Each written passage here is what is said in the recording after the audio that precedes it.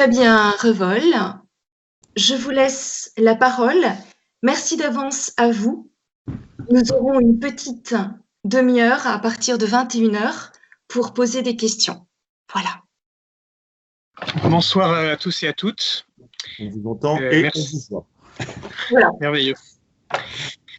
Je veux remercier le diocèse de Saint-Étienne ainsi que sa voix qui m'a invité, la personne de sœur Isabelle Marie.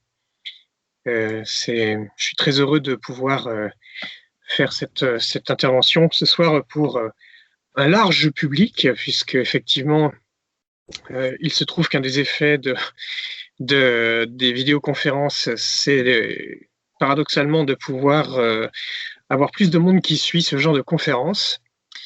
Et je commence à en faire un certain nombre, et c'est à la fois déstabilisant et à la fois il y a un message à faire passer justement en ce qui concerne notre situation, puisque l'écologie intégrale, elle a été renouvelée dans le don que le pape nous en a fait au mois de mai par la proclamation de l'année Laudato Si, et le pape a bien précisé que justement il y avait une actualité de l'écologie intégrale et de l'encyclique Laudato Si dans la gestion de la crise sanitaire, dans les pistes qu'elle nous donne pour vivre ce moment de crise sanitaire en vue d'un changement de société, en vue d'un changement de paradigme pour nos modes de vie.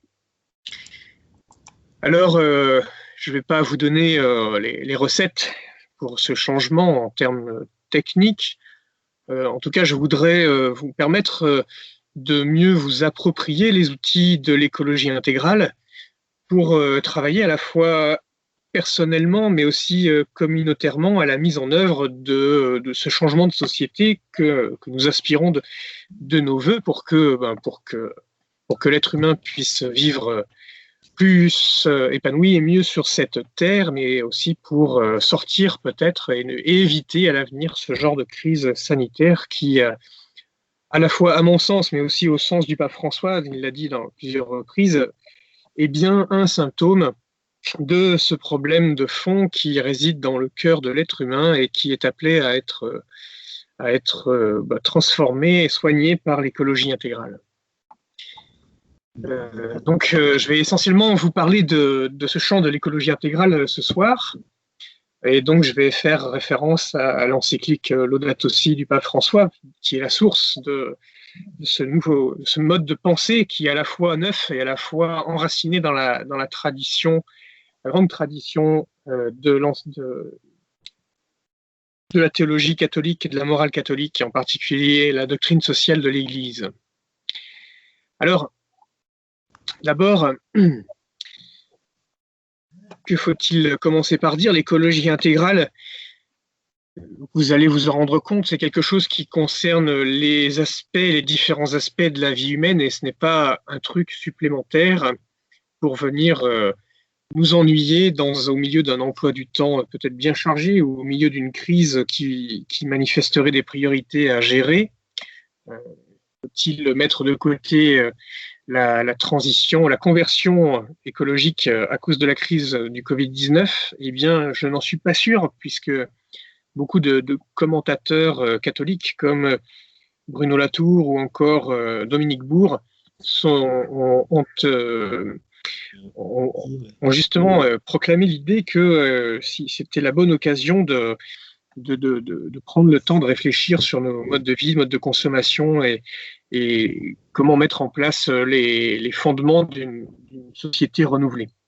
Oui, il y a effectivement un enjeu de révolution culturelle, ou en tout cas de changement fondamental de mode de fonctionnement de nos sociétés, et ça nous concerne tous en tant qu'êtres humains, pas uniquement en tant que citoyens, mais vraiment en tant qu'êtres humains, dont la finalité est bien d'habiter notre planète. La crise sanitaire peut bien sûr nous déstabiliser, et elle nous renvoie en particulier au fait que pendant ce premier confinement, il s'est passé quelque chose un peu paradoxal, c'est que d'un côté, la clameur des pauvres s'est accentuée, en particulier du fait d'une plus grande précarité à cause de l'arrêt de l'économie d'une certaine catégorie de la population, mais aussi les pauvres que sont les malades, mais aussi ces pauvres qui sont devenus tels parce que surchargés, surmenés par la prise en charge de leurs frères et sœurs malades.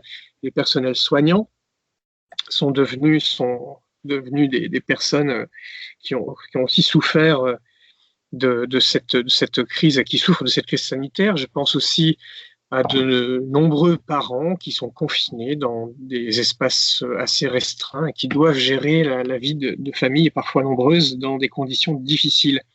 La clameur des pauvres, telle que le pape François l'a définie dans Laudato Si, s'est accentuée.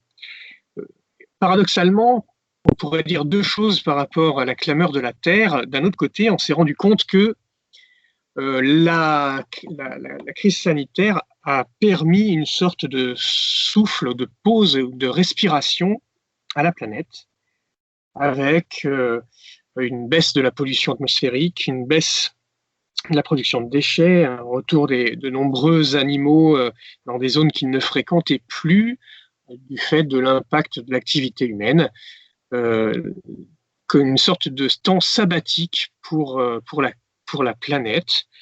S'agit-il de dire que la clameur de la Terre s'est tue pendant cette crise sanitaire? Je ne crois pas, parce que je pense au contraire que justement le coronavirus peut être considéré comme un élément vraiment sonore, dans un sens allégorique, de cette clameur, pour dire que quelque chose ne va foncièrement pas dans les comportements humains, en particulier les comportements des sociétés modernes et développées.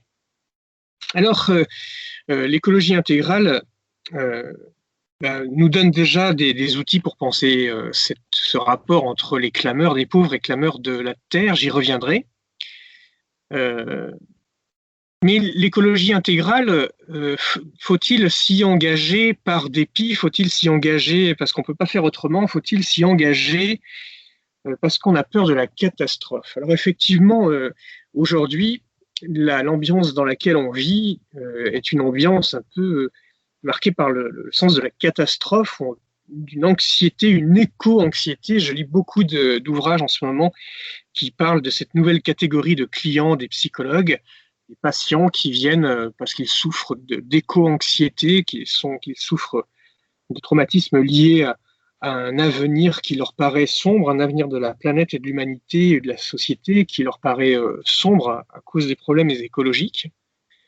Il y a effectivement, de manière médiatique en tout cas, des mises en valeur de l'urgence à réagir et à agir face à l'imminence de certaines catastrophes annoncées. Peut-être sommes-nous déjà dans une d'elles, de ces catastrophes, à travers la crise sanitaire.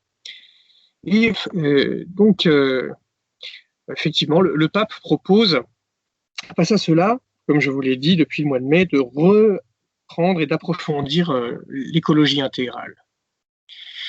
Le pape, pourtant, dans Laudato Si, accueille et reconnaît ces anxiétés, cette souffrance, cette clameur des pauvres qui sont nos frères et sœurs en humanité face aux problèmes écologiques, et reconnaît qu'il y a une dimension dramatique.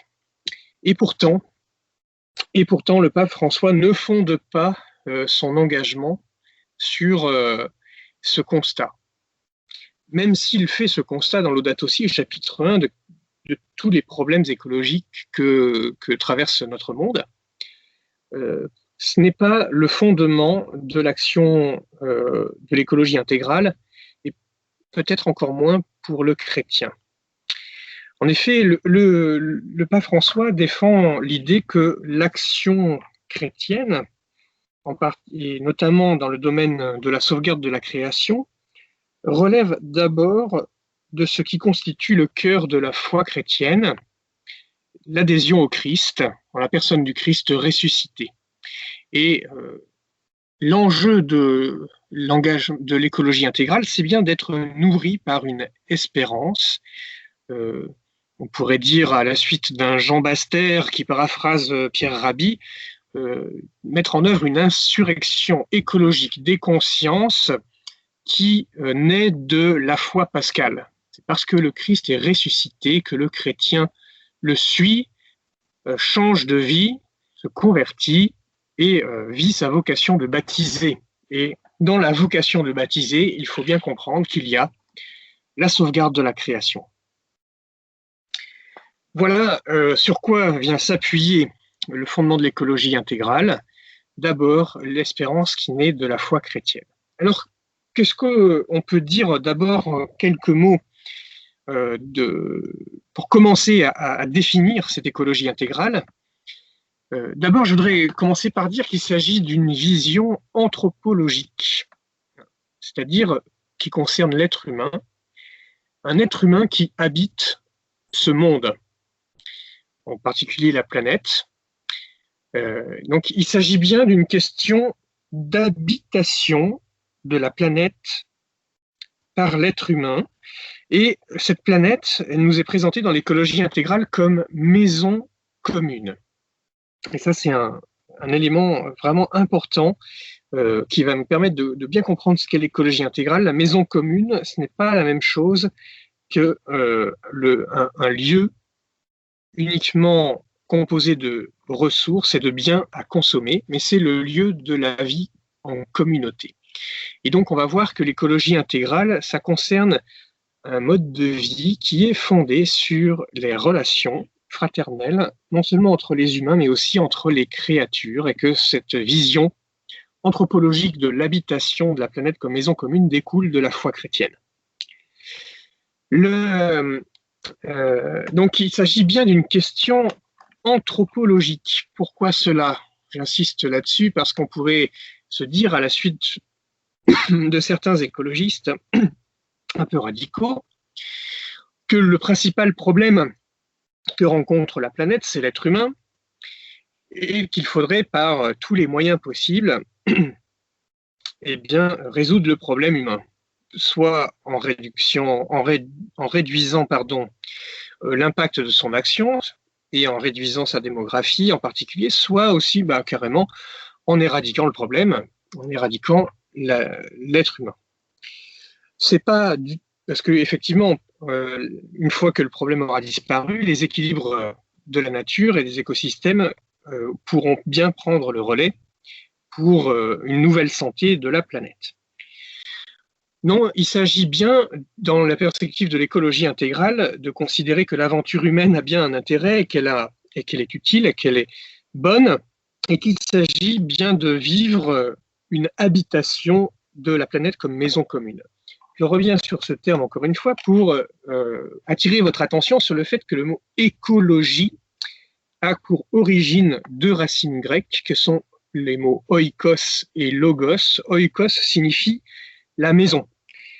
Le logos, c'est le discours sur la maison, donc, ou comme l'économie, c'est la norme de la maison ou de l'habitat.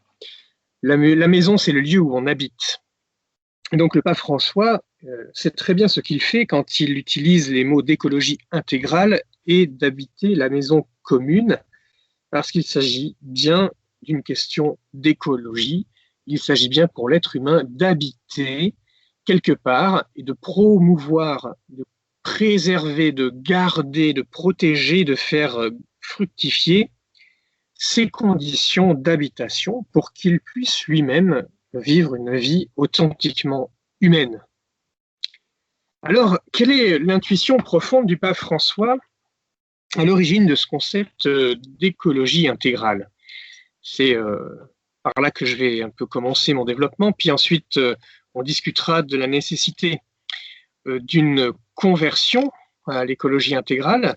C'est quelque chose sur lequel je reviendrai plus précisément demain matin dans le cadre de la matinée de formation des prêtres et des laïcs en mission ecclésiale.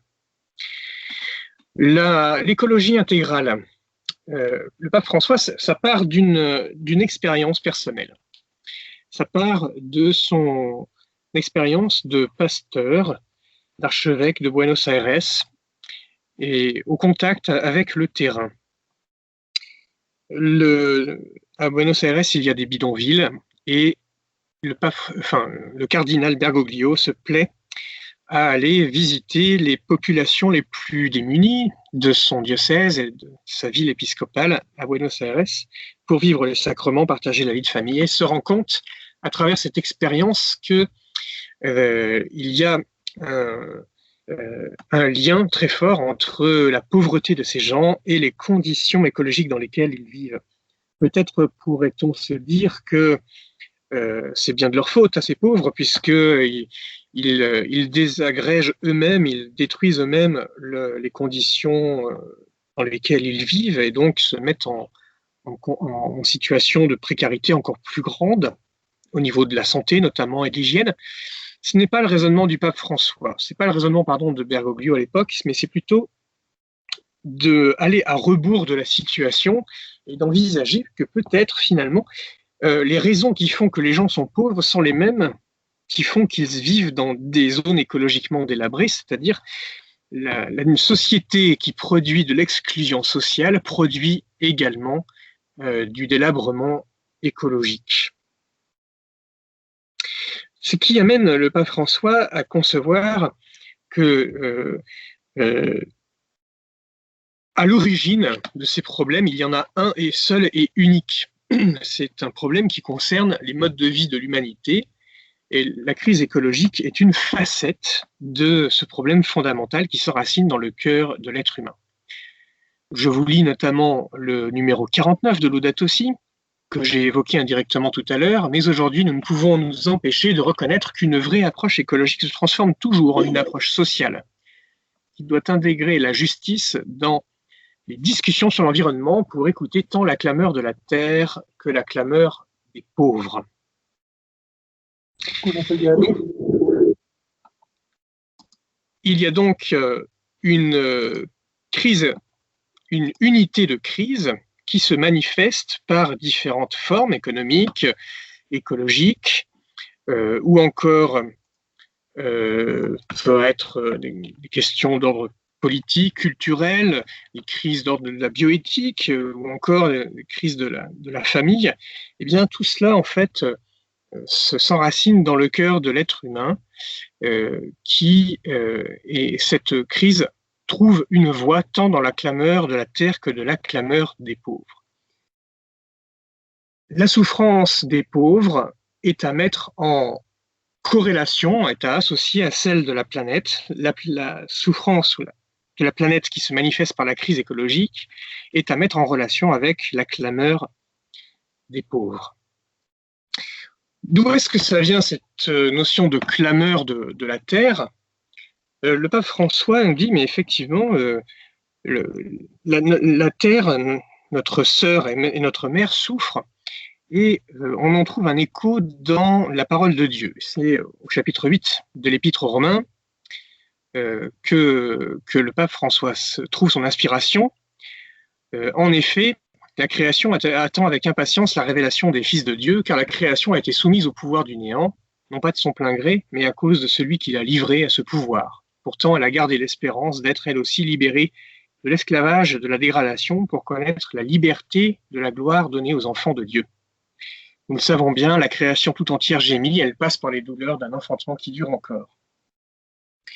Donc la création tout entière aspire à sortir d'une situation de crise, et il se pourrait bien que l'être humain soit responsable de cette soumission à cette situation de crise, et qu'il s'agirait bien d'entrer dans une démarche de libération de la planète par un changement de mode de vie.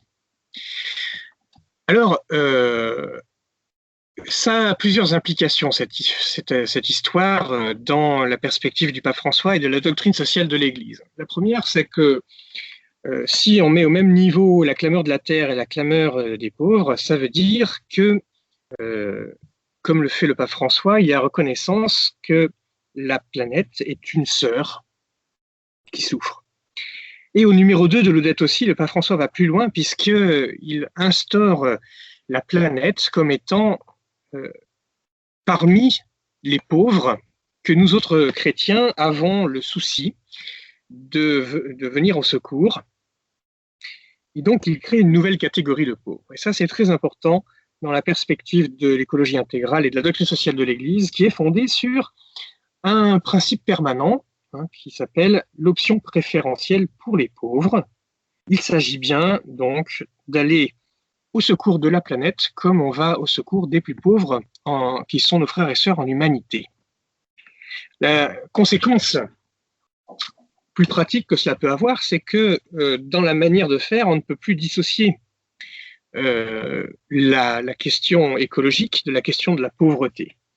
Puisque dans l'esprit du pape François, prendre en charge les questions d'écologie sans prendre en charge les questions de pauvreté, c'est avoir une action tronquée. Réciproquement, prendre en charge les questions de pauvreté sans aller à la rencontre des questions d'écologie, c'est aussi être dans une perspective tronquée et du coup qui risque de passer à côté de la vraie solution au problème que l'on cherche à résoudre.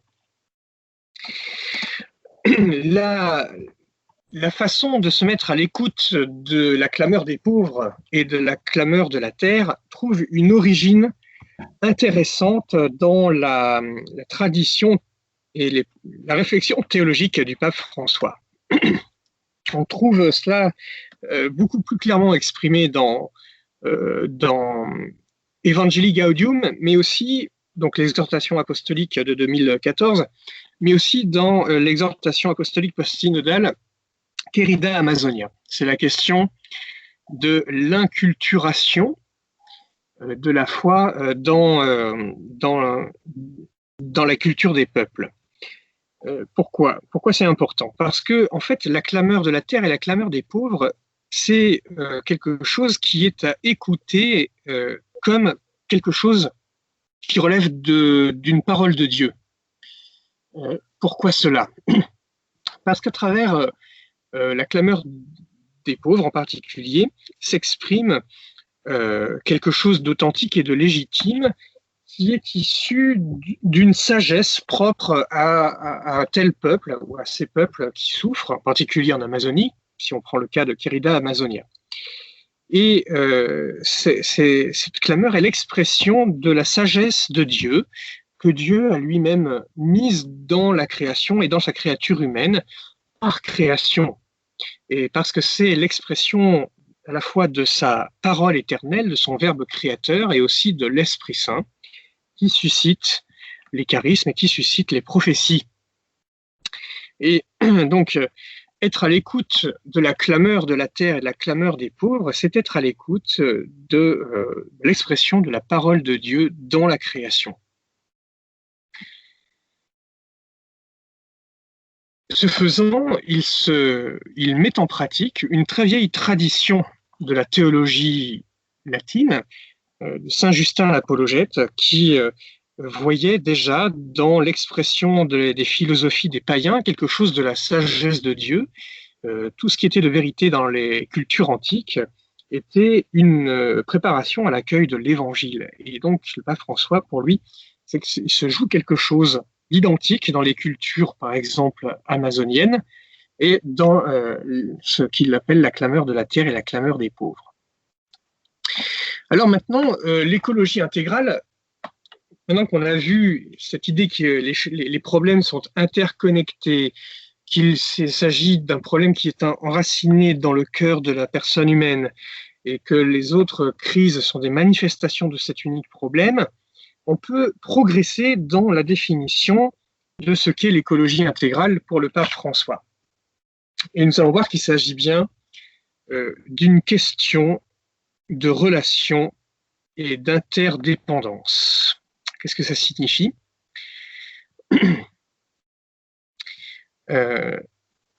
Donc, l'écologie intégrale, je vous disais tout à l'heure que c'est une perspective anthropologique, c'est-à-dire comment il s'agit pour l'être humain de vivre dans une maison commune et d'habiter la planète comprise comme maison commune.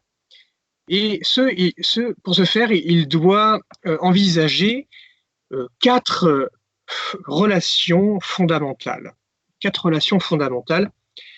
qui constituent notre être au monde, qui constituent notre humanité profonde. D'abord, le rapport, la relation à Dieu, la relation aux autres, la relation à soi-même et la relation aux créatures, à toute la création. Alors, je vais reprendre ces différentes relations. Donc, être un humain qui habite la création, la maison commune, c'est être en relation selon 4 modalités. La relation à Dieu, c'est-à-dire bien ajuster la manière dont on considère Dieu dans sa vie et dont on est en relation avec lui. Donc la place de la prière en particulier, mais la place des sacrements, et puis le fait de contempler Dieu dans la création. Le rapport aux autres, c'est le respect de la dignité de la personne humaine dans les autres, en particulier les plus pauvres, qui sont nos frères et sœurs, qui nous enseignent ce qu'est la véritable écologie intégrale. Le rapport à soi-même, c'est-à-dire le respect de la dignité de la personne humaine en moi et la manière dont je me considère aux yeux de Dieu comme une merveille, comme étant digne d'être aimé. Et le rapport aux créatures et à la création tout entière, c'est-à-dire respecter les créatures et la création comme étant le lieu aussi d'une valeur propre et intrinsèque, quelque chose qui ne dépend pas de moi, de mon évaluation et de mon utilité, mais qui est aux yeux de Dieu le siège d'une valeur d'existence que je dois respecter. Donc ces 4 relations, elles sont structurantes, mais aussi elles sont systémiques, dans le sens où elles sont reliées les unes aux autres. Pour faire comprendre cette histoire, je vous propose une figure géométrique qui est celle du tétraèdre. Je ne sais pas si on la voit bien. La figure du tétraèdre. Donc c'est, comme vous le voyez, une pyramide à 4 faces, à base, donc avec 4 triangles et avec 4 sommets. Ce tétraèdre, donc cette pyramide, montre bien un élément important, c'est que chacun des 4 sommets est relié aux 3 autres. Donc ça veut dire que si j'exerce une influence sur l'un des sommets, eh bien celle-ci se répercute directement sur les 3 autres. Alors j'aime bien donc cette image du tétraèdre pour représenter ces 4 relations fondamentales de l'écologie intégrale, parce qu'effectivement chacune des relations est connectée aux 3 autres. Ça veut dire que si j'ai un désordre qui s'établit dans ma relation, par exemple, aux autres, cela a un impact direct dans ma relation à moi-même, dans la relation à la création, dans ma relation à Dieu. Si j'établis aussi, s'il y a un désordre qui s'établit dans ma relation à Dieu, cela a un impact aussi dans ma relation aux autres, la relation à moi-même, la relation aux créatures. Et on peut prendre le tétraèdre dans tous les sens. On peut prendre donc la figure des 4 relations dans tous les sens, et ça marche. Donc, il s'agit de considérer ces 4 relations fondamentales non pas indépendantes les unes des autres, mais au contraire en interaction et en interdépendance les unes avec les autres. Ce qui fait que l'écologie intégrale, dans ce souci d'habiter la planète comme maison commune, c'est bien un souci, excusez-moi du coup du vocabulaire, d'harmonisation et de régulation du tétraèdre, c'est-à-dire harmonisation et régulation des 4 relations fondamentales qui constituent mon humanité et mon être au monde. Donc, on peut le faire de manière tout à fait personnelle.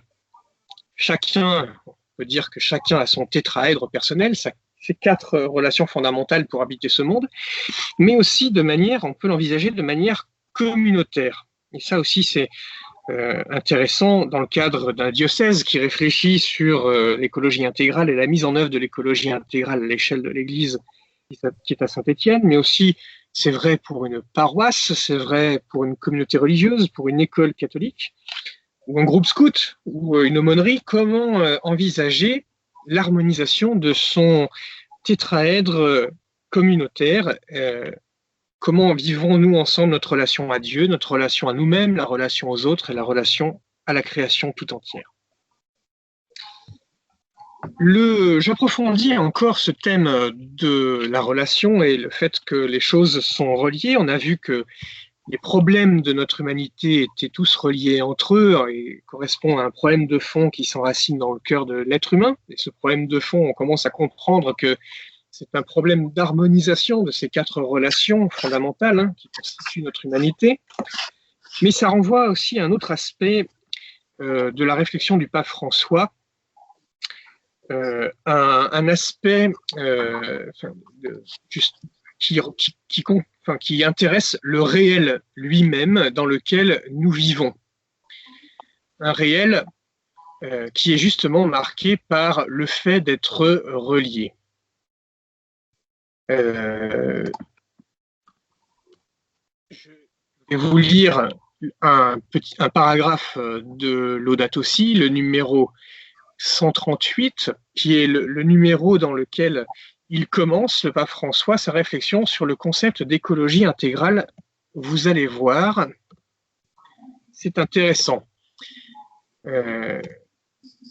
L'écologie, dit-il au numéro 138, étudie les relations entre les organismes vivants et l'environnement où ceux-ci se développent. Cette phrase est une paraphrase de la définition de l'écologie scientifique qui a été inventée par un Allemand en 1866, Ernst Haeckel, un naturaliste. C'est pratiquement mot pour mot la définition de Haeckel. L'écologie étudie des relations entre des organismes vivants et l'environnement où ceux-ci se développent. Très bien. La phrase d'après, numéro 138, est la suivante. Cela demande de s'asseoir pour penser et pour discuter avec honnêteté des conditions de vie et de survie d'une société, pour remettre en question les modèles de développement, de production et de consommation. Donc, il y a des relations dans la nature entre les vivants, les organismes vivants, l'écologie les étudie. Mais ça sert de base pour penser ce qui se passe dans une société. C'est ce que fait le pape François dans la deuxième phrase. Si dans la nature, les choses sont reliées les unes aux autres, eh bien, il en va de même pour la façon dont nous vivons en société, et ça devrait nous permettre de réfléchir sur la manière dont nous construisons nos modèles économiques, politiques et sociaux. La phrase d'après est intéressante. Il n'est pas superflu d'insister sur le fait que tout est lié. C'est ce point sur lequel je vais insister maintenant. Le tout est lié. C'est le refrain de l'encyclique Laudato Si qui apparaît 9 fois en tant que tel, mais 16 fois de manière différente, dans des phrases construites. Donc tout est lié, c'est une expression qui a pour ambition de décrire le réel du monde dans lequel nous vivons. C'est-à-dire, quand il dit tout est lié, c'est toute chose qui existe parce qu'elles sont liées à d'autres choses. Ou en d'autres termes, rien n'existe s'il n'est pas relié à autre chose. Et cela est vrai de, bien sûr, nos réalités sociales, mais c'est aussi vrai des écosystèmes et de toutes les composantes des écosystèmes, des organismes qui constituent les écosystèmes, mais c'est vrai aussi au niveau de la réalité physico-chimique. Les atomes sont le fruit de la relation entre des protons, des neutrons et des électrons, par exemple. Donc c'est l'importance de l'état de relation dans lequel toute chose existe et qui est à prendre en compte dans la pensée de l'écologie intégrale. Cette façon de penser nous invite à avoir un regard différent sur le réel qui nous entoure, dans la mesure où nous prenons conscience des interdépendances qui nous constituent, qui font que nous sommes ce que nous sommes. On pourrait faire un petit exercice ce soir, je le fais souvent en conférence ou avec des étudiants, c'est celui par exemple, d'arrêter de respirer pendant 2 minutes. Il va se passer que vous allez mourir étouffé devant votre écran, ça ne sera pas forcément terrible. et on pourrait porter plainte contre le conférencier qui fait faire des choses délétères, mortifères à ses auditeurs. C'est pas le but. Mais qu'est-ce qui se passe effectivement, quand on arrête de respirer, on meurt étouffé. Ça veut dire qu'on prend conscience que nous avons besoin de l'oxygène de l'air pour vivre.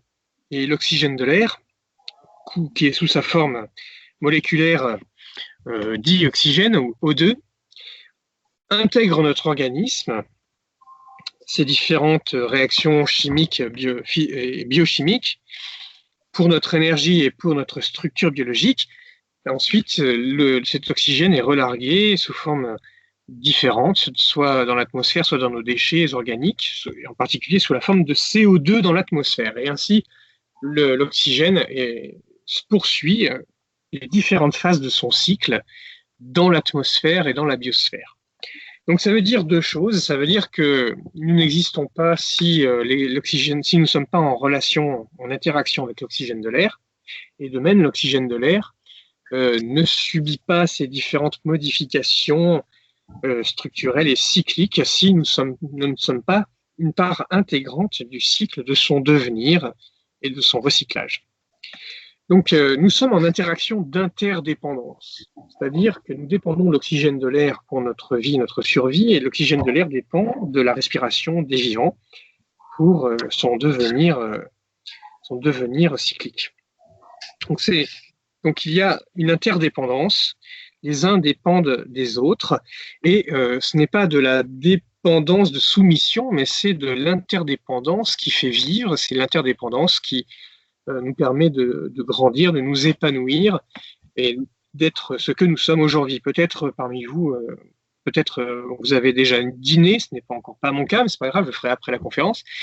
Mais quand vous avez dîné, vous étiez en interaction d'interdépendance avec soit les plantes, soit les animaux qui ont été transformés pour vous servir de nourriture. Et à travers ces plantes et ces animaux, vous êtes en interaction d'interdépendance avec la terre, mais aussi le soleil, qui ont fourni soit les éléments minéraux, soit l'énergie nécessaire à la production en particulier des plantes que vous avez consommées. Et donc, on prend ici conscience que, effectivement, nous sommes dans un réel relié, inscrits dans des réseaux d'interdépendance qui font que nous n'existons pas si nous ne sommes pas en relation avec d'autres choses. Et nous existons parce que nous sommes en relation avec d'autres.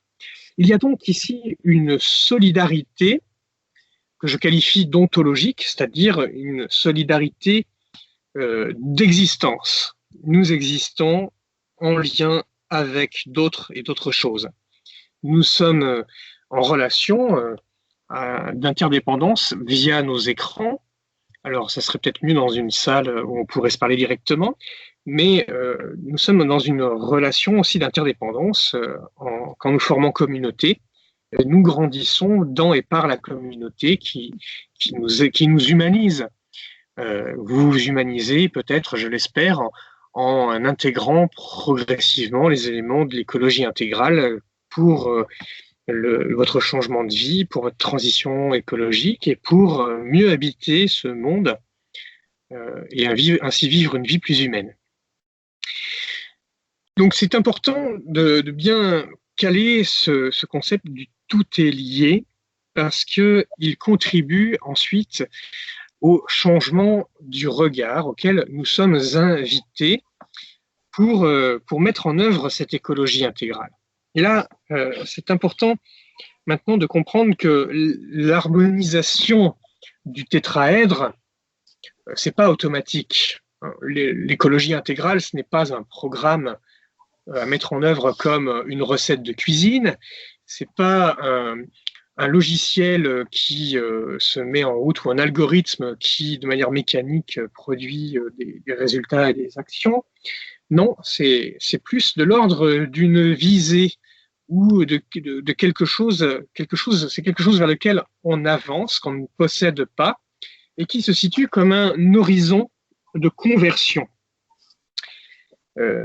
Donc, le problème, c'est que vouloir mettre en œuvre l'écologie intégrale, comme je le disais, c'est harmoniser ces 4 relations fondamentales il restera un problème si l'un de ces pôles est foncièrement contraint culturellement, et je pense en particulier au rapport aux créatures et à la création, sur lequel le pape insiste beaucoup dans le chapitre 2 de Laudato Si, qui s'appelle « La bonne nouvelle de la création ».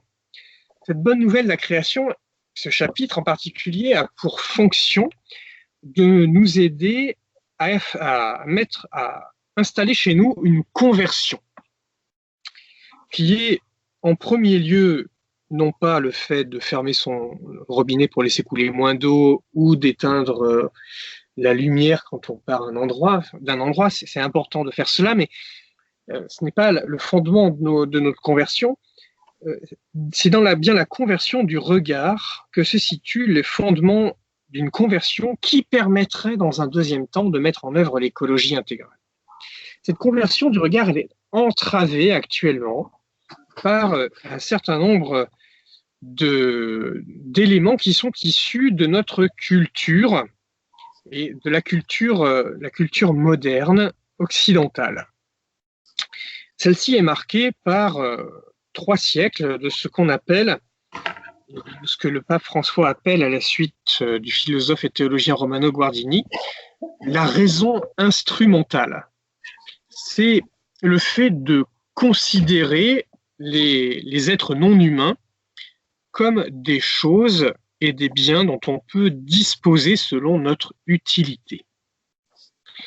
Et voilà que le pape François, dans le chapitre 3 de Laudato Si en particulier, part un peu en guerre contre cette façon de penser issue de la modernité qui définirait que le monde naturel ne serait qu'un stock de ressources et de biens à consommer selon l'utilité humaine.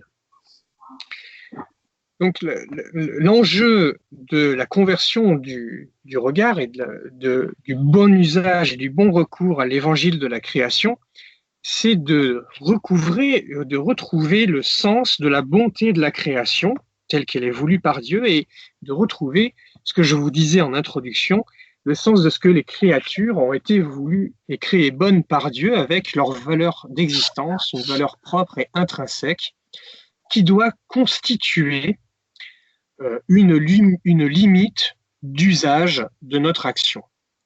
Donc, le pape François insiste beaucoup dans Laudato Si sur cet aspect des choses pour dire si on ne fait pas cette conversion du regard sur les créatures, si on n'entre pas dans le regard de Dieu sur la création, si on n'accueille pas la bonne nouvelle de la création, alors nous aurons toutes les peines du monde à mettre en œuvre l'écologie intégrale parce que notre rapport aux créatures non humaines, à toute la création, sera biaisé et ce sera difficile alors de poursuivre le projet de l'écologie intégrale.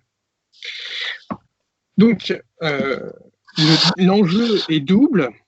C'est à la fois de pouvoir nous émanciper, nous libérer de ces idoles qui ont été constituées par la période de la modernité et qui sont le fait que la nature serait un stock de ressources à consommer parce que l'être humain serait un être qui se réalise par le fait de produire des biens matériels et de les consommer.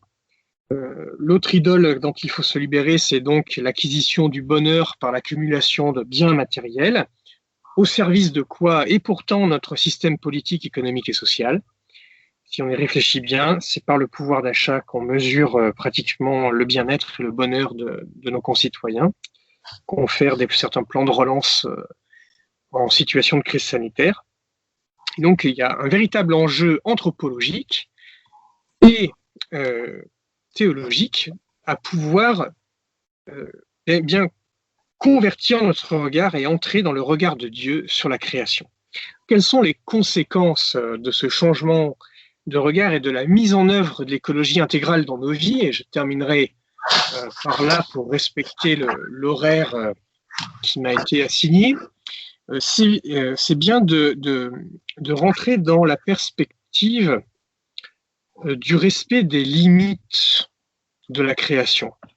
Effectivement, on se rend compte que habiter la Terre comme maison commune, c'est alors on va considérer qu'on n'a qu'une seule planète pour y vivre dedans, que chacune des créatures qui constituent cette maison commune constitue la communauté des frères et des sœurs avec lesquels nous vivons. Et là, on sent bien l'inspiration de saint François d'Assise, qui vient soutenir l'effort du pape François pour considérer les créatures comme dotées d'une valeur propre et intrinsèque, c'est-à-dire indépendamment de notre évaluation, et ainsi instaurer cet esprit de famille qui va nous permettre de réguler nos relations avec les autres créatures et avec nos frères et sœurs, les plus pauvres en particulier.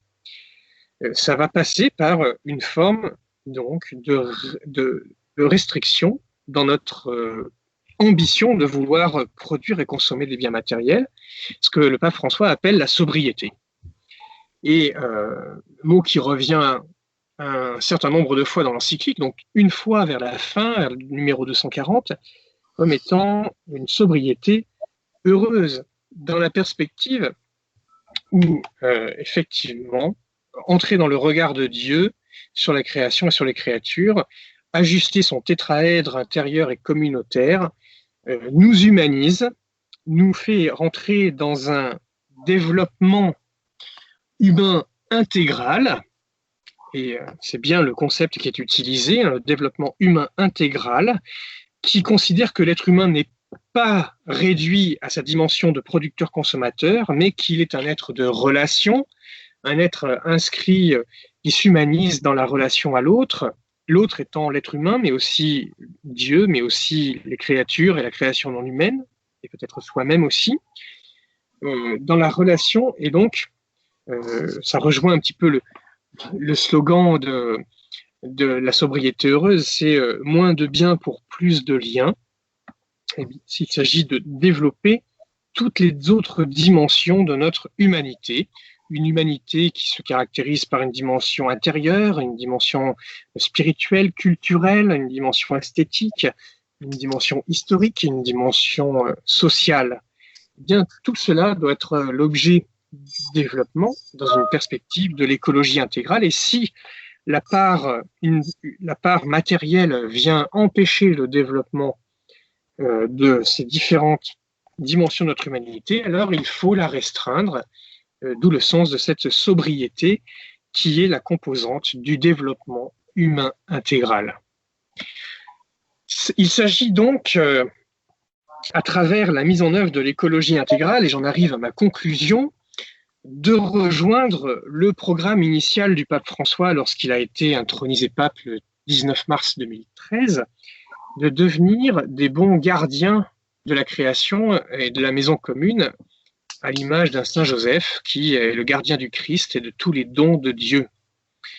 Il s'agit de répondre à notre vocation d'être humain, créé à l'image de Dieu dans la création. Et donc, je rejoins bien ce que je disais en introduction, à savoir que l'écologie intégrale découle non pas de la peur des catastrophes, mais du cœur même de la foi chrétienne. C'est-à-dire, nous sommes créés à l'image de Dieu, c'est-à-dire nous avons pour vocation d'être les représentants d'un Dieu d'amour dans la création qui prend soin de sa création. Nous avons pour vocation d'être à la ressemblance de Jésus-Christ qui nous donne le modèle de ce qu'est être le roi et le premier, c'est-à-dire le serviteur au service de ses frères et sœurs et lui-même lavant les pieds de ses disciples. Donc dominer la création, c'est en Genèse 1, 26 à 28, une vocation à mettre sous la lumière de l'Évangile, et en particulier de cet Évangile du lavement les pieds, à vivre donc comme un service de l'ensemble de la création en tant qu'humanité destinée à représenter Dieu dans la création.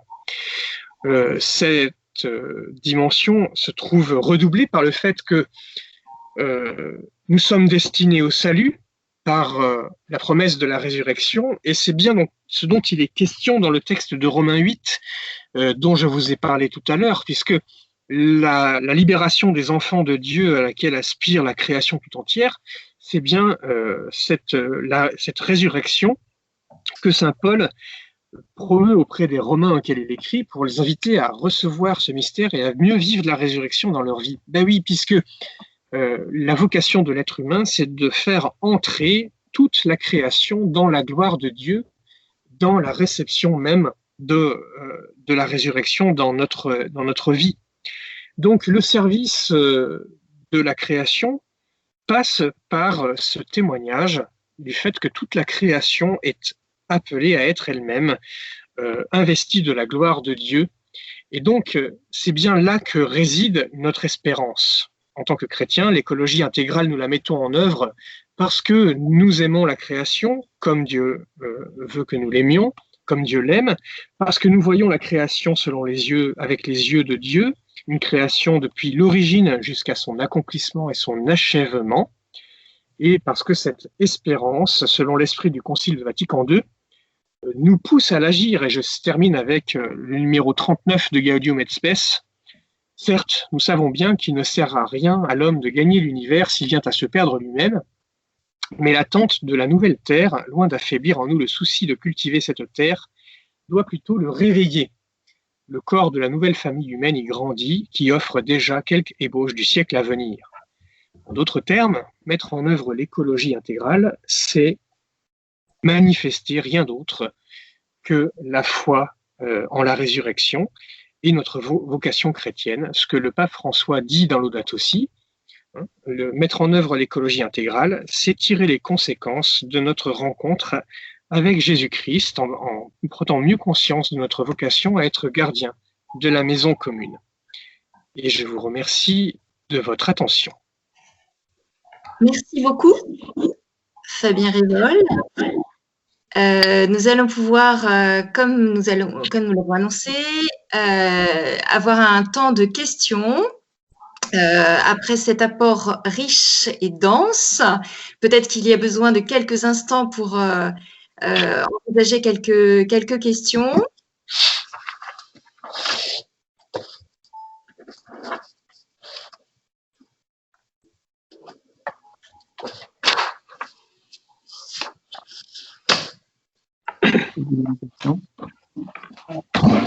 En attendant, je vais me chercher un peu à boire.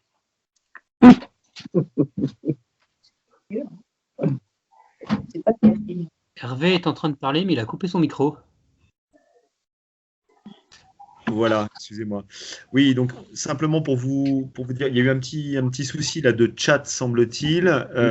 Donc ce qu'on vous invite à faire, c'est de lever la main tout simplement si vous avez une question et que vous souhaitez la poser, que vous puissiez la poser en levant la main, et puis on vous donnera la parole par votre pseudonyme tout simplement. Autre possibilité, vous pouvez aussi le faire par écrit. Avec le chat personnel, vous allez donc tout simplement dans la liste des participants, vous vous mettez sur la petite icône qui correspond à Isabelle Marie Mérienne. Vous verrez, donc si vous allez, vous mettez votre souris sur la petite icône, et ça ouvrira un petit pavé dans lequel vous trouvez la bulle, le chat, qui vous permet donc de lui poser une question par écrit. Donc vous prenez, le plus simple c'est de passer par Isabelle Marie Mérienne. Normalement, les participants sont par ordre alphabétique. Mais n'hésitez pas, sinon. Oui, allô. N'hésitez pas pour l'instant à laisser vos micros fermés. Vas-y. Alors, on va fermer, par exemple. Oui, je suis en visioconférence. Voilà. Alors, bon, on va désactiver tous les micros. C'est bon, c'est fait. Voilà. Donc, n'hésitez pas à lever la main, et puis ensuite, on vous donne la parole. On essaiera de le faire, voilà, je ne sais pas si on pourra, tout le monde pourra poser sa question, mais on essaiera de prendre un maximum de questions. D'accord.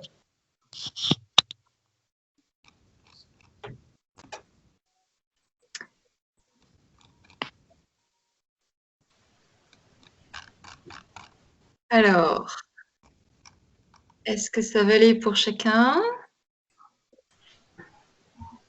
Ça permet une petite pause à notre conférencier. que quelqu'un lève la main pour montrer au moins que tout le monde a bien compris. Il y a une main. Oui, mais il la baisse aussitôt. Voilà. Oh.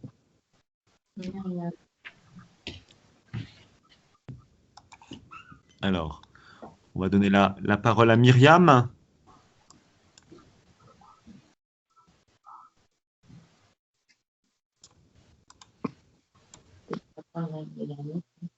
Voilà. Donc, Myriam.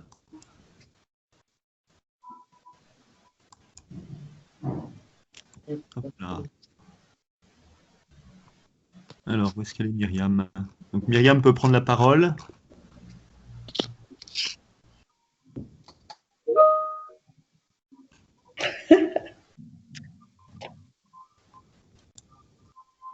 Bon, pas de Myriam. Il n'est pas rigolo.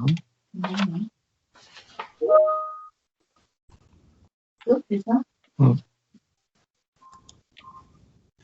Alors,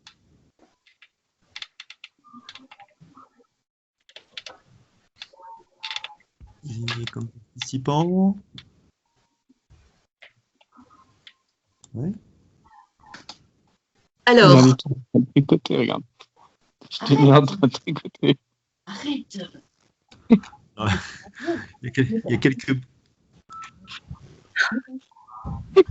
Alors, voilà, donc j'ai donné la parole à Myriam. Si Myriam peut prendre la parole, elle peut. Vous pouvez activer votre micro. Bonsoir. Bonsoir. Je voulais vous remercier déjà pour votre exposé.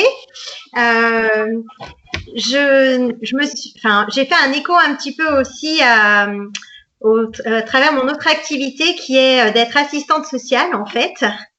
Donc la clameur des pauvres, ça me parle au quotidien. Et c'est vrai que je me suis notée du coup pendant que vous parliez. Dans le social, on parle beaucoup aussi de ce qu'on appelle le développement social local, en voulant réintégrer les gens aussi dans leur environnement, en leur proposant en fait d'agir sur X problèmes que ce soit en fait, souvent en se mettant en collectif. Et c'est vrai que c'est compliqué en fait pour les gens qui aujourd'hui sont en difficulté, dans l'exclusion, de rejoindre du collectif. Très souvent, on est dans des interventions individuelles et on a du mal aujourd'hui à créer ce collectif parce que, effectivement, on est d'abord sur des problèmes primaires, vitaux souvent, et que du coup, passer dans la relation, ce que vous avez appelé la relation aux autres, est parfois compliqué. Voilà. Et puis, je me suis noté aussi une autre question. Où aujourd'hui, je trouve que la société, elle expose beaucoup autour du bien-être individuel, à savoir ce que j'aurais un peu relié sur ma relation à soi-même, où on développe beaucoup de moyens aujourd'hui pour être bien soi, et que du coup, parfois c'est difficile de ramener aussi la relation aux autres. Voilà, alors les chrétiens, on essaye de parler de certaines choses, de ce qui nous fait vivre, de notre foi, mais je trouve que dans la société, en globalité, c'est quand même assez difficile de se faire entendre parce que justement, parfois, cette relation à soi-même prend davantage d'ampleur par rapport au collectif. Voilà un petit peu mes remarques. Merci. Merci beaucoup. J'ai pas entendu vraiment de questions, mais je réagirai simplement sur le deuxième volet. Quand la société effectivement nous invite au bien-être, et donc vous reformulez ça dans la relation à soi, j'aimais quand même un petit bémol parce que ça rejoint ce que je disais tout à l'heure, c'est de quel être humain on invite à prendre soin dans ce bien-être en question. Et je suis pas sûr que ce soit un être humain qui corresponde à une anthropologie chrétienne ou à l'anthropologie d'écologie intégrale, puisque l'être humain dont il est question, comme je le disais tout à l'heure, mais peut-être un peu trop rapidement, c'est un être humain qui est défini par ses capacités de production et de consommation, et dont l'idéal de vie réside dans un bonheur qui serait l'accumulation de biens matériels, et ça se caractérise en particulier par ce souci qu'on a du pouvoir d'achat. D'ailleurs, le bien-être personnel et plutôt individuel est devenu un marché absolument formidable. Donc on est dans une marchandisation qui correspond à cette représentation d'un être humain qui se réduit à ses capacités de consommateur. Donc ça redouble un peu votre souci, c'est que en fait c'est non seulement le souci véritable de l'autre et du plus pauvre n'est pas pris en compte, mais il y a un risque dans cette recherche de bien-être telle qu'on veut nous la vendre, telle qu'on veut nous le vendre, en plus au contraire de biaiser la relation à soi, puisqu'on ne se considère pas tout à fait comme un être de relation, mais comme un être de production et de consommation qu'il faut satisfaire. Donc c'est peut-être encore plus grave que ce que vous imaginiez.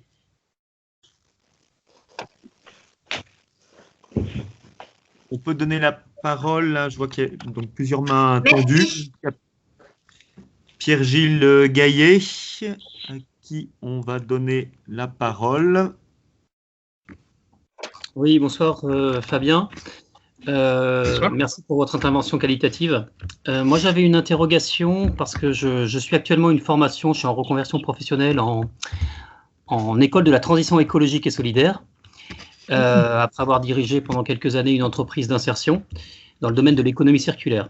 Et je suis amené par ce biais-là à rencontrer énormément de personnes très impliquées, très investies dans le sens d'une écologie, alors peut-être pas intégrale, parce que c'est un concept qui est développé par le pape François, mais en tout cas, à qui on ne peut pas reprocher de ne pas s'impliquer, de ne pas prendre des initiatives ou de mettre en place des actions qui préservent à la fois la planète et l'être humain.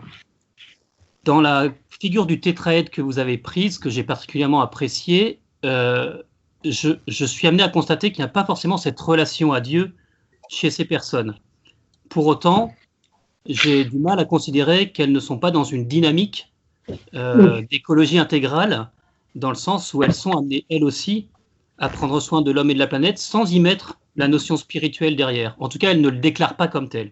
Donc j'aimerais avoir votre sentiment sur cette dimension-là, qui est bien sûr présente chez les chrétiens, mais pas forcément chez nos confrères, chez nos frères, qui en tout cas ne se disent pas chrétiens. Chrétiens ou d'une autre religion, hein, en tout cas. Merci. Merci, la question est tout à fait importante. Je ne vous cache pas que ce n'est pas la première fois qu'on me la pose, mais en général, je laisse venir les questions. Donc, il y a plusieurs éléments de réponse à prendre en compte qui sont complémentaires.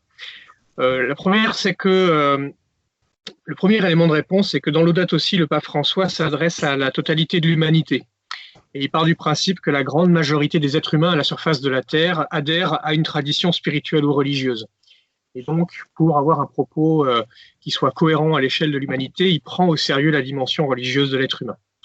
Et je dis bien la dimension religieuse parce qu'en fait, quand le pape François développe ses relations fondamentales, il ne donne pas une coloration confessionnelle à Dieu. C'est-à-dire que tous croyants de toutes les autres religions peuvent se reconnaître dans le tétraèdre. Qu'on soit musulman, ou qu'on soit juif, ou même hindouiste, ou autre, à partir du moment où on adhère à ces traditions religieuses ou spirituelles, ça fonctionne bien. Après, qu'en est-il des autres, ceux qui ne reconnaissent pas de place à Dieu d'une manière ou d'une autre? Malgré tout, on peut dire que beaucoup d'êtres humains, en particulier autour de nous, reconnaissent une dimension spirituelle à l'être humain, c'est-à-dire le fait que l'être humain n'est pas qu'un amas de choses matérielles, et qu'il a une intériorité, qu'il est ouvert à une dimension de transcendance, et qu'il y a une vraie vie spirituelle qui peut être athée aussi, mais qui d'une autre manière pour ces personnes-là. Et donc pour moi, ça représente l'ouverture à cet axe vertical que constitue l'ouverture à Dieu. Et je vous prends un exemple concret que j'ai moi-même vécu. Enfin, c'est un témoignage que j'ai reçu en direct et que j'ai même publié dans un de mes bouquins de la part de Alain Lipietz. Je ne sais pas si vous voyez qui c'est, Alain Lipietz. C'est donc un ancien député européen, un des fondateurs d'Europe Écologie Les Verts, qui est un grand fan et un grand défenseur de Laudato Si. Il a lu l'encyclique Laudato Si et il la recommande à la lecture à tous ses collègues et militants, alors qu'il est lui-même agnostique. Et il le dit, agnostique à tendance athée pour être précis. Et il aime beaucoup Laudato Si, il aime beaucoup l'exemple du pape François, parce que il a le sentiment que dans le milieu de militants écologistes, on a un peu tendance à avoir la tête dans le guidon, à tourner en rond, à perdre un peu le sens de l'engagement écologique. Et donc, ce qu'il apprécie chez le pape François, c'est qu'il montre aux militants écologistes comment on fait non seulement à trouver et à enraciner son engagement dans une source de sens, mais en plus dans une ouverture à une transcendance. Et je cite les mots même d'Alain Lipietz. Si ouvrir à une transcendance est salutaire, même un agnostique ou un athée, c'est vrai qu'un pape peut nous montrer comment on fait, bon, c'est pas gênant, quoi. Et donc, je trouve ça intéressant de se dire que même dans la militance écologiste, parmi ceux qui réfléchissent un petit peu, comme fait Alain Lipietz, il y a la reconnaissance au moins de cette ouverture de l'être humain à une dimension de verticalité qui transcende. Voilà. Et donc, pour moi, je trouve que c'est une façon d'aller dans ce sens, sans dire que c'est exactement ça. Au moins, est-ce une ouverture qui permet d'équilibrer la figure, quoi. Après, je pense qu'on aura effectivement toujours un peu du mal avec des gens qui revendiquent un athéisme militant et un matérialisme athée, mais ça représente effectivement à l'échelle de l'humanité un faible pourcentage d'irréductibles. Bon, voilà, on fait ce qu'on peut. Hein. Merci pour ces éléments de réponse. Alors, je vois encore quelques mains levées, donc on peut donner la réponse. Donc, je m'appuie sur les pseudonymes à Madame Brigitte Grand, qui peut prendre la parole pour poser sa question.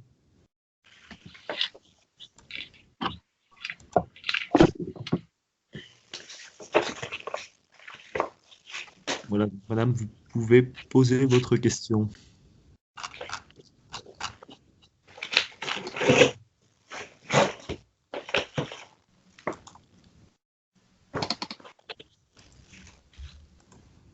Il vous suffit d'ouvrir votre micro. En revanche, vous ouvrez votre micro et vous pouvez prendre la parole.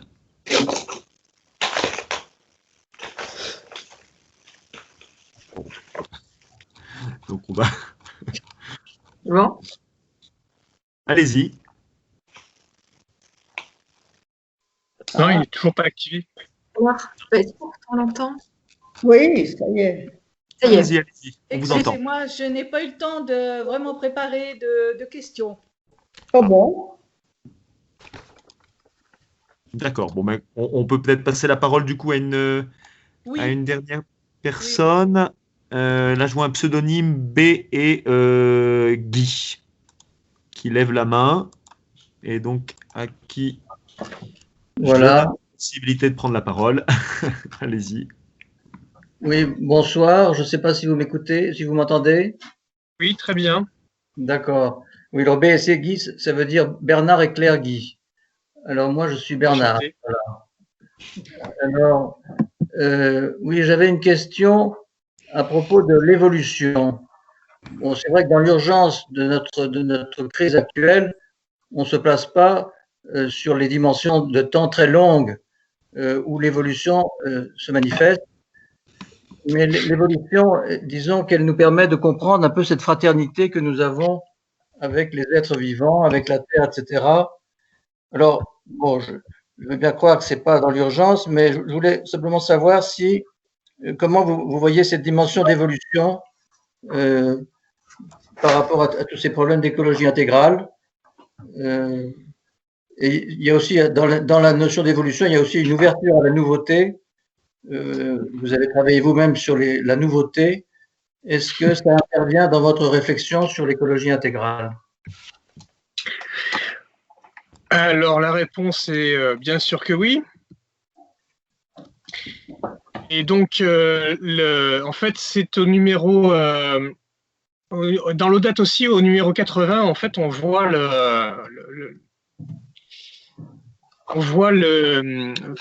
quelque chose qui va dans ce sens, c'est-à-dire le pape François réfléchit beaucoup sur le thème de la biodiversité dans l'Audate aussi, et comme expression de la gloire de Dieu dans la création.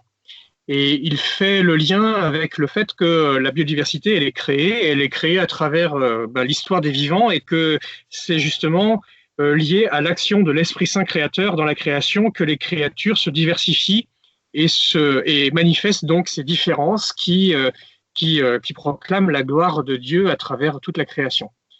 Donc le pape François, dans l'Audate aussi, montre qu'il a bien conscience de cette dimension de création continuée, puisque vous citez mes travaux sur la nouveauté, c'est lié au concept de création continuée que je développe notamment dans ma thèse.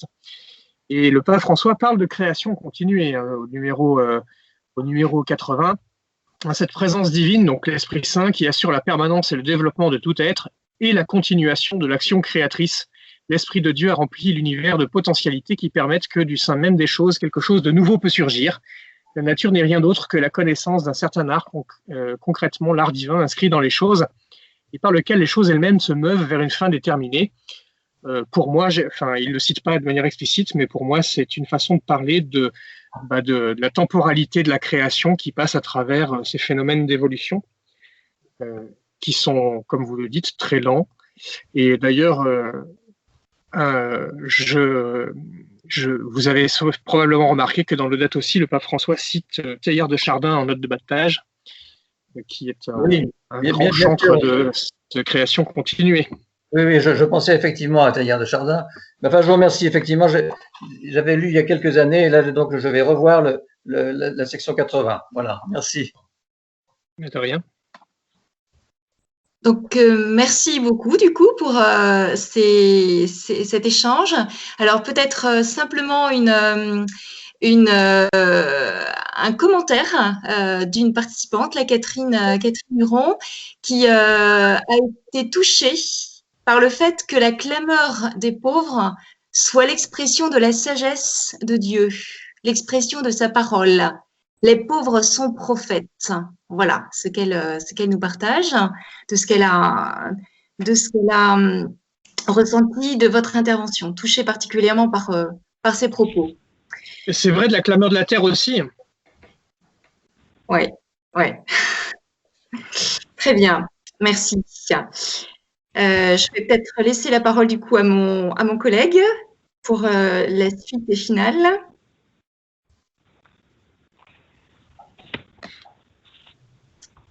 Hervé? Oui, alors avant de laisser, je pense, c'est la conclusion à Monseigneur Bataille. On vous proposait simplement, si ça fonctionne, de regarder une toute petite vidéo qu'on est en train de préparer. Beaucoup d'entre vous connaissent en fait le label Église Verte. Je pense que sœur Isabelle Marie aura l'occasion d'en reparler très prochainement. On a un certain nombre de paroisses qui sont déjà engagées à des niveaux ou à des étapes diverses dans le diocèse. Et voilà, on vous propose juste cette petite vidéo qui présente rapidement le principe du label Église Verte, et puis qui donne la parole aussi à Clélie Mignot, notamment donc de la paroisse Saint-Marcelin en Pilat, donc voilà, une de nos paroisses, qui est une des 3 paroisses qui a commencé à mettre en œuvre cette démarche. Voilà, donc le temps juste.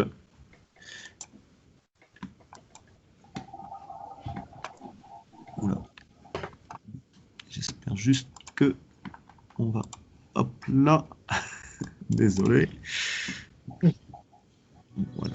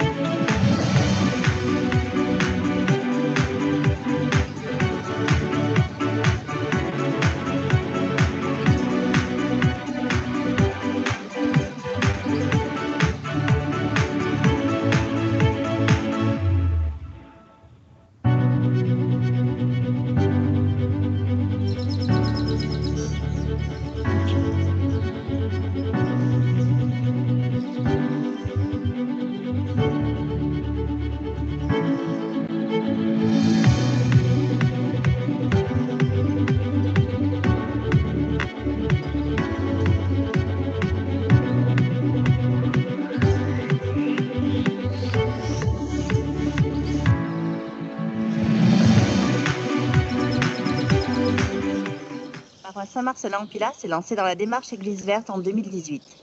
À l'origine, il s'agissait d'une recommandation de la diaconie paroissiale qui souhaitait que soient davantage prises en compte les problématiques environnementales dans notre pastorale et dans le fonctionnement de nos groupes paroissiaux. Nous avons constitué une équipe de travail et nous avons mené un éco-diagnostic sur nos pratiques et nos bâtiments. Suite à cela, nous avons pu dégager 2 axes de travail. Célébration et catéchèse pour une dimension de transmission et une dimension spirituelle, et mode de vie pour mener des actions concrètes.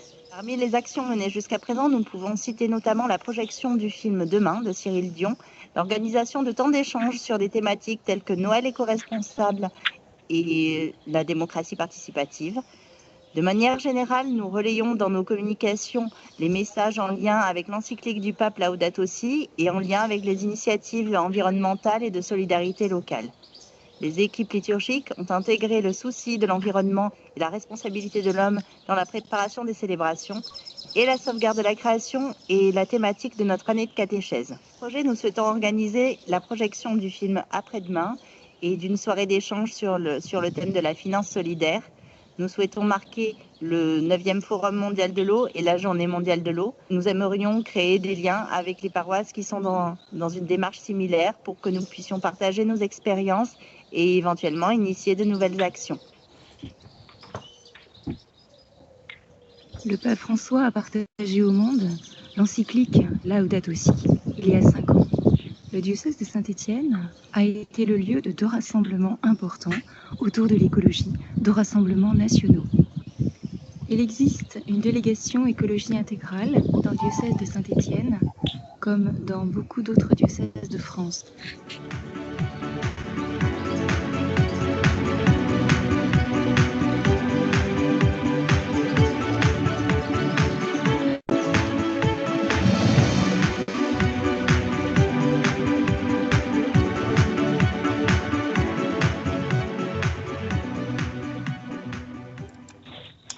Voilà.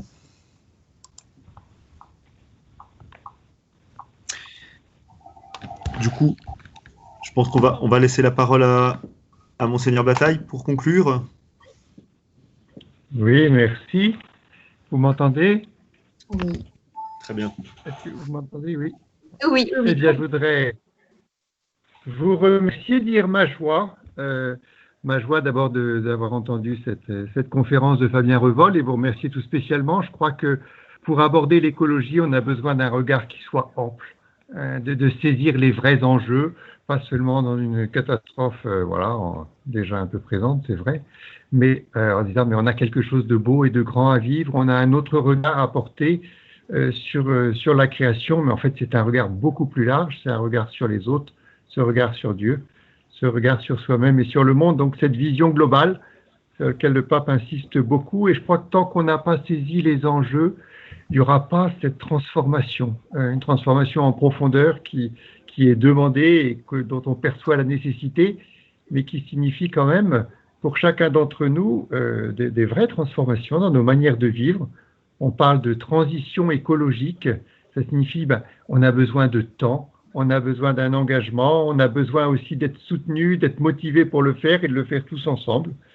Alors, c'est un chemin, je crois, de toute notre humanité aujourd'hui. C'est un chemin particulièrement fort dans l'Église et il est vrai que cette encyclique Laudato Si nous a mis en route avec beaucoup de force. Déjà, le pape Benoît XVI, c'était un thème cher à Benoît XVI, mais le pape François, avec son côté très concret et très enraciné, lui a donné un dynamisme nouveau. Et c'est à poursuivre aussi dans notre diocèse, une réflexion à poursuivre, ce label Église verte qui est là, c'est aussi un travail au niveau de l'Église de France. La semaine dernière, les évêques, nous étions réunis en conférence, alors par visio, pas à Lourdes malheureusement, mais on a passé 2 jours avec des agriculteurs, justement pour travailler l'écologie. On travaille l'écologie sur 3 ans dans toutes nos assemblées, et là, on a vu la dimension agricole, ce rapport à la terre, et ça a été positif et très encourageant en disant il y a un tas de choses qui sont en route, donc on sent ce mouvement de fond, il nous faut y prendre notre part. Alors je crois que cette conférence y aura bien contribué. Merci beaucoup à Fabien Revol, merci à vous tous d'avoir participé, c'est aussi un beau signe, plein d'espérance, que malgré les conditions difficiles, voilà, qui sont les nôtres aujourd'hui. La vidéo, c'est pas toujours simple, les connexions sont pas parfaites, mais on y arrive. Alors, que Dieu soit béni. Et je vous propose peut-être, pour terminer cette soirée, qu'on puisse se tourner vers Marie, qui a su accueillir Jésus, qui a su le donner au monde, que nous aussi nous sachions accueillir ce Dieu qui se donne à nous pour nous donner aux autres et pour ensemble vivre d'une manière toujours plus juste dans ce monde qui nous est confié. Le 7e jour de la création, Dieu s'arrête et d'une certaine manière, il nous donne la main avec une grande responsabilité. Alors, pour que nous puissions peut-être mieux la vivre, cette responsabilité, eh bien, demandons à Marie cette humilité, cette simplicité, cette ouverture du cœur. Je vous salue, Marie, pleine de grâce. Le Seigneur est avec vous. Vous êtes bénie entre toutes les femmes, et Jésus, le fruit de vos entrailles, est béni. Sainte Marie, Mère de Dieu, priez pour nous pauvres pécheurs, maintenant et à l'heure de notre mort. Amen. Et que le Seigneur nous bénisse et nous garde dans sa paix, lui qui est Père, Fils et Saint-Esprit. Amen. Merci à chacun d'entre vous. Merci aussi Hervé et Sœur Isabelle Marie d'avoir organisé, et pas tout seul, avec beaucoup d'autres. Et puis, poursuivons ce travail. Encore un très grand merci à Fabien Revol.